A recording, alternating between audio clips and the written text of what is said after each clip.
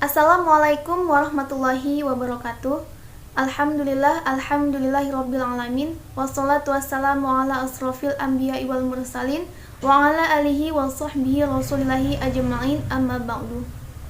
Perkenalkan, nama saya Siti Nur Istiqomah. Saya dari kelas Biologi 1 semester 6, Fakultas Sains dan Teknologi Universitas Islam Negeri Sumatera Utara, Medan.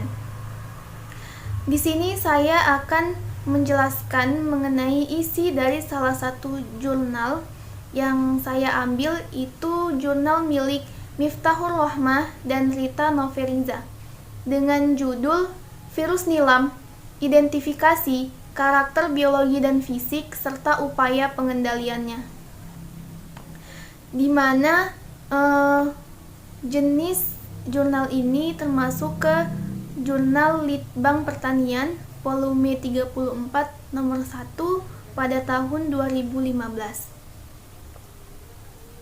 Baiklah, saya akan sedikit membacakan abstrak dari jurnal ini. Di sini ditulis bahwa infeksi virus pada tanaman nilam dapat menyebabkan penurunan produksi dan kualitas minyak.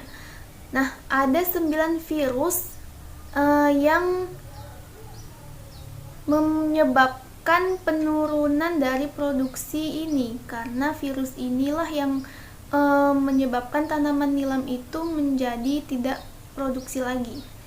Nah, nanti akan kita jelaskan mengenai yang ke-9 virus ini.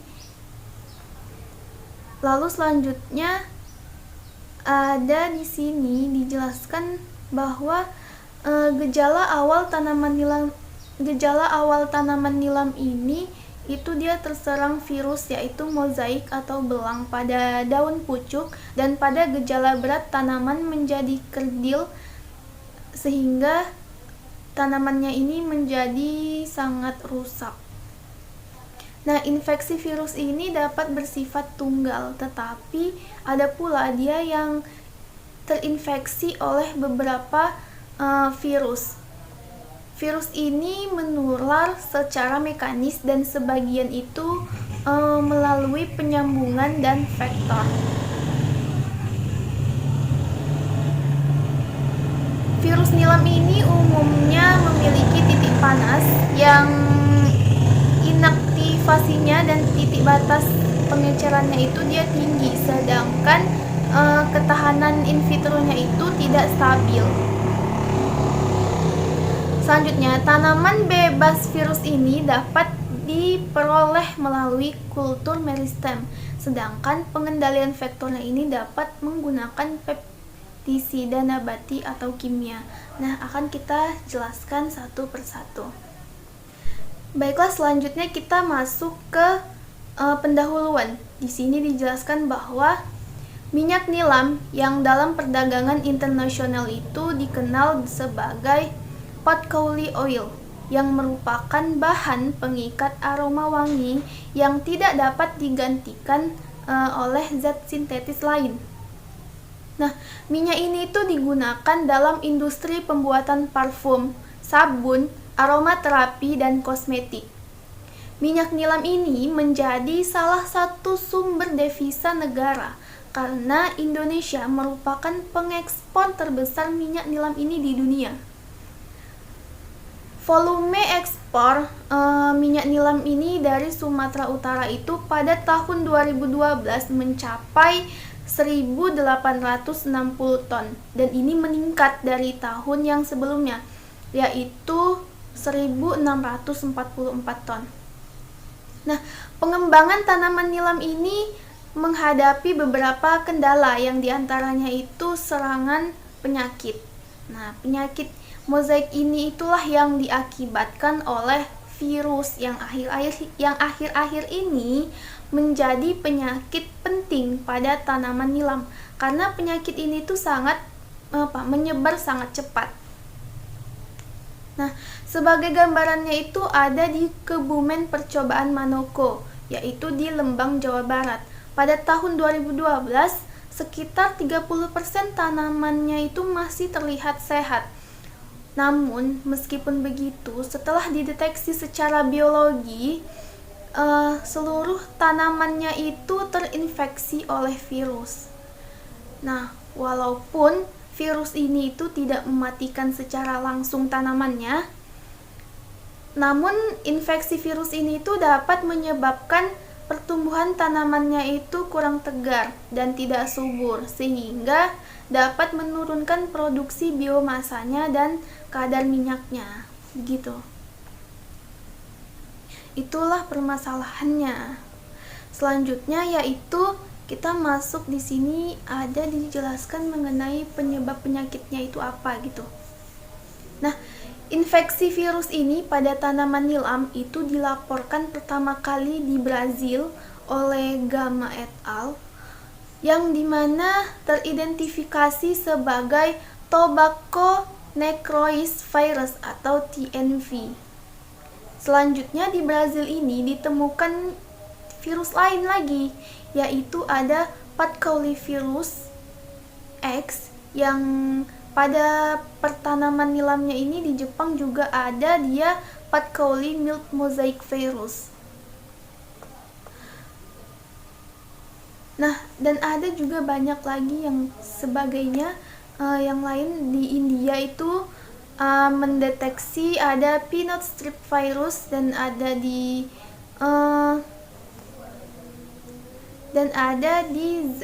sedangkan si Zain et al. Ini ada salah satu juga dari India. Dia melaporkan adanya virus Pathocoli yellow mosaic virus. Untuk Nah, di Indonesia sampai saat ini itu ditemukan 7 jenis virus yang menginfeksi tanaman nilam ini. Nah, infeksi virus ini dilaporkan pertama kali oleh Sumardiono et al. Yang menemukan Pathmovi, yang kemudian itu berturut-turut diikuti penemuan Cucumber mosaic virus atau CMV dan Potivirus oleh Sukanto et al., PSTV oleh Hartono, Telosma mosaic virus atau TMV oleh Noveriza, serta Broadbean wilt virus dan Cymbidium mosaic virus oleh Miftahur Rahmah pada tahun 2013. Nah, selain itu, virus-virus tersebut ini diduga masih ada beberapa jenis virus yang belum terdeteksi seiring dengan ditemukannya gejala yang berbeda saat di lapangan gitu. Baiklah, selanjutnya kita akan masuk ke gejala penyakitnya. Di sini dijelaskan bahwa infeksi virus pada tanaman nilam ini bersifat sistemik, ya, di mana yang menyebabkan gejala mozaiknya itu bervariasi. Nah, di India gejala mozaik ini disebabkan oleh PSTV dan mozaik kuning berasosiasi dengan PATMV. Sedangkan mozaik lemah di Jepang itu disebabkan oleh PATMMTV. Lalu ada gejala mozaik kuning ditemukan pada pertanaman nilam di Indonesia yang berasosiasi dengan Pathmov. Nah, akhir-akhir ini gejala mozaik kuning ini ditemukan pada pertanaman nilam di koleksi Balai Penelitian Tanaman Rempah dan Obat, sehingga diperlukannya lah identifikasi lebih lanjut untuk mengetahui apa penyebabnya. Nah, selanjutnya ini ada variasi gejala yang ditemukan ialah belang dan tanpa gejala atau gejala laten. Selanjutnya ada selain infeksi tunggal juga ada ditemukan infeksi ganda. Nah, infeksi ganda virus ini ditemukan di tanaman nilam yang ada di Jawa Barat. Nah, dengan banyaknya jenis virus yang menyebabkan gejala-gejala yang bervariasi, diperlukannya lah penelitian karakteristik gejala juga untuk mendapatkan gejala yang khas dari setiap infeksi virusnya. Nah, perlu dilakukan pemurnian virus dari sampel yang didapatkan pada tanaman tersebut yang sebagai indikator virus targetnya. Selanjutnya di sini saya akan menjelaskan mengenai partikel dan genom virus, di mana pengetahuan tentang bentuk partikel, genom virus, dan jenis asam nukleat ini menjadi dasar dalam klasifikasi virus. Selain itu juga pengetahuan tentang jenis asam nukleat ini menjadi dasar dalam pengambilan teknik deteksi secara molekuler. Baiklah, PATMOV, PSTV, TMV, dan PATMV tergolong ke dalam genus Potyphirus dan famili Potyphiridae, di mana Potyphirus ini terdiri atas satu partikel yang berbentuk batang lentur dengan panjang 680 sampai 900 nanometer dan berdiameter 12 nanometer. Nah, genom Potyphirus ini ialah RNA tunggal positif yang berukuran kurang lebih 10 kb dan 1 subunit cp. Protein yang dibentuk oleh Potyphirus ini akan teragregasi membentuk badan inklusi silindris atau seperti cakram pada sel tanamannya itu yang terinfeksi. Ada banyak lagi sebenarnya di sini seperti PATMVV dan BBWV2 yang tergolong ke dalam genus Fabavirus dan termasuk ke dalam famili Comofiridae. Namun saya akan menjelaskan satu saja yang tadi sudah kita jelaskan. Selanjutnya kita masuk ke distribusi dan epidemiologi virus, di mana penyakit ini itu mengakibatkan virus pada tanaman nilam di Indonesia itu dilaporkan pertama kali di Jawa Tengah. Nah, selanjutnya penyakit ini menyebar ke beberapa daerah pertanaman nilam, yaitu seperti di Bogor, ada di Garut, Ciamis, Sukabumi, Brebes, Pasaman Barat, Pakpak Barat, serta ada di Konawe Selatan, Kendiri, Kolaka Timur, dan Konawe. Nah, penyebaran virus ini itu yang di lapangan terutama disebabkan oleh penggunaan bahan tanaman yang terinfeksi virus.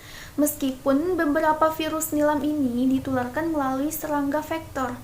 Nah, namun perbanyakan bahan tanaman nilam ini melalui stek juga itu menyebabkan virus menjadi menyebar secara cepat dari satu daerah pertanaman ke daerah yang lain, dan virus ini selalu ada di musim ke musim, sehingga setelah beberapa tahun itu dia hampir seluruh tanaman nilamnya itu terinfeksi oleh virus.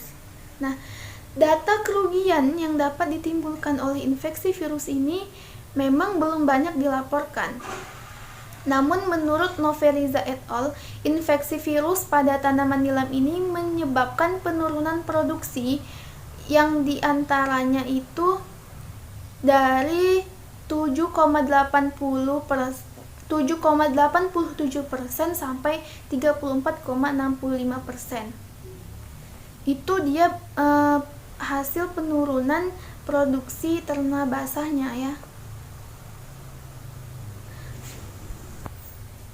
Selanjutnya yaitu mengenai deteksi dan identifikasi virus. Di sini dijelaskan bahwa teknik deteksi dan identifikasi virus ini terbagi dalam dua kategori, di mana yaitu berdasarkan sifat-sifat biologinya itu dia berhubungan dengan interaksi virus dengan inangnya dan vektor serta berdasarkan bagian dari partikel virus, yaitu asam nukleat dan kod protein atau CP.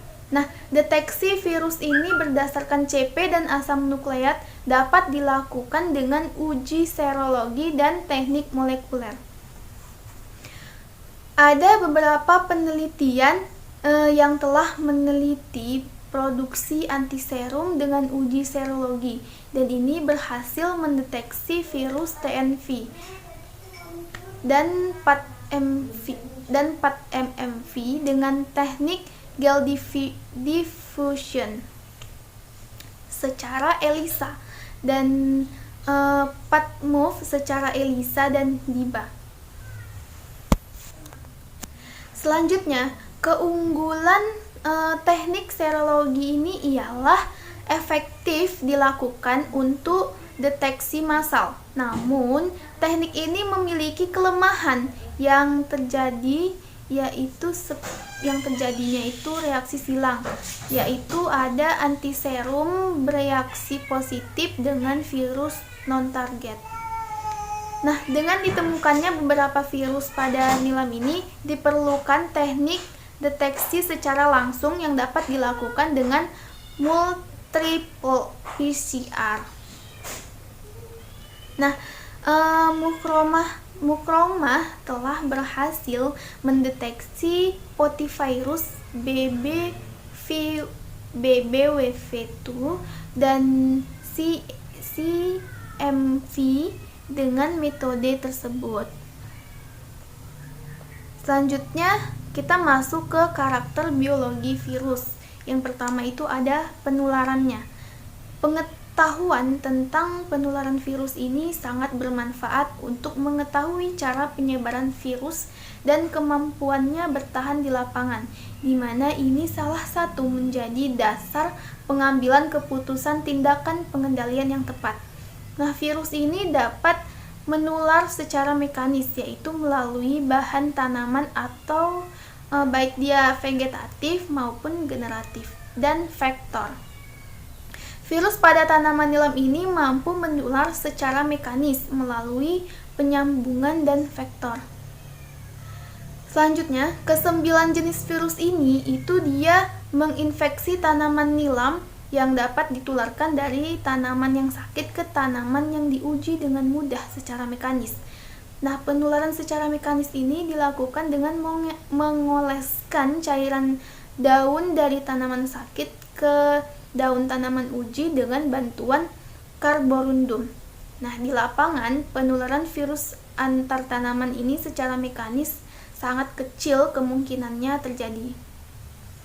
Selanjutnya yaitu ada teknik penyambungan di sini yang merupakan salah satu cara pemulihan tanamannya, tetapi juga menjadi media penular virus yang potensial.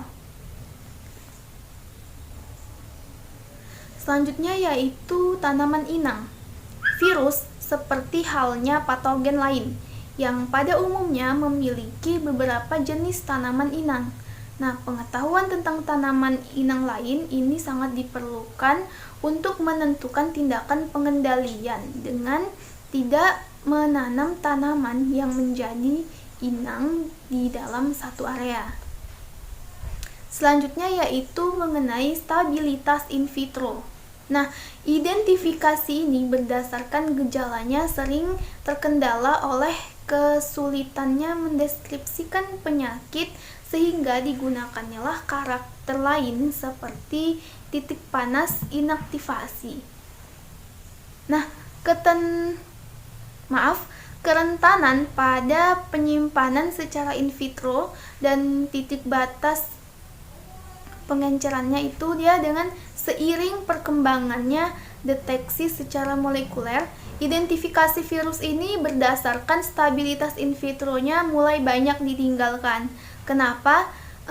Namun pengetahuan tentang stabilitas in vitro-nya ini masih diperlukan sebagai salah satu dasar pengambilan keputusan dan tidak keputusan tindakan pengendalian. Misalnya, titik panas inaktivasi dapat digunakan sebagai dasar hot water treatment untuk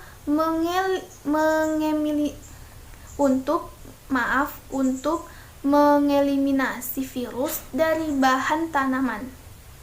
Nah, ketahanan in vitro ini bergantung pada konsentrasi asal virus, di mana pada cairan perasan tanamannya dan sifat-sifat cairan perasan tanamannya. Oleh karena itu, uji ini jarang digunakan untuk identifikasi virus. Namun, ada beberapa penelitian yang menggunakan uji ini itu penting untuk mengetahui perubahan nilai infektivitasnya. Selanjutnya kita masuk ke upaya pengendaliannya, di mana di sini perbanyakan bahan tanaman nilam itu umumnya menggunakan stek. Oleh karena itu, jika tanaman induknya telah terinfeksi virus, maka seluruh stek yang dihasilkan juga akan terinfeksi virus. Nah, hal ini yang menyebabkan penyebaran dan perkembangan virus pada tanamannya itu dia tergolong sangat cepat. Selain beberapa tahun penanaman ini, hampir semua tanaman nilamnya itu dia terinfeksi oleh virus. Namun pendekatan terbaik untuk mengendalikan virus ialah dengan memproduksi bibit bebas atau tahan virus. Yang selanjutnya itu untuk mencegah penyebaran virus di lapangan yang dilakukan secara monitoring dan pengendalian vektor. Salah satu cara untuk mendapatkan bibit nilam sehat ialah melalui kultur meristem. Nah, virus yang menyebabkan gejala sistemik mampu berpindah ke titik tumbuh tanaman melalui jaringan xilem dan phloem, tetapi tidak mampu mencapai meristem karena meristem ini tidak mempunyai xilem dan phloem. Oleh karena itu, meristem dapat digunakan untuk bahan perbanyakan tanaman bebas virusnya. Nah, kita sudah hampir selesai. Di sini saya akan menjelaskan kesimpulan dari jurnal ini, yaitu ke-9 jenis virus telah terdeteksi pada tanaman nilam yang menyebabkan gejala mozaik. Selanjutnya, tanaman menjadi kerdil, kualitas dan kuantitas minyak aslinya itu menurun. Deteksi berdasarkan bagian partikel virusnya ini dapat dilakukan secara serologi menggunakan antiserum komersial atau produksi sendiri dan secara molekuler dengan teknik PCR. Nah, penyebab penyakit virus telah menyebar ke beberapa daerah pertanaman nilam di Jawa Tengah, Jawa Barat, Sumatera, dan Sulawesi. Virus ini menyebar terutama melalui bahan tanaman yang terinfeksi virus. Penularan dan penyebaran virus ini dapat terjadi secara mekanis atau sebagian melalui penyambungan dan vektor. TNV, BBWV2, dan CMV memiliki kisaran inang yang luas, sedangkan virus yang lain inangnya itu terbatas.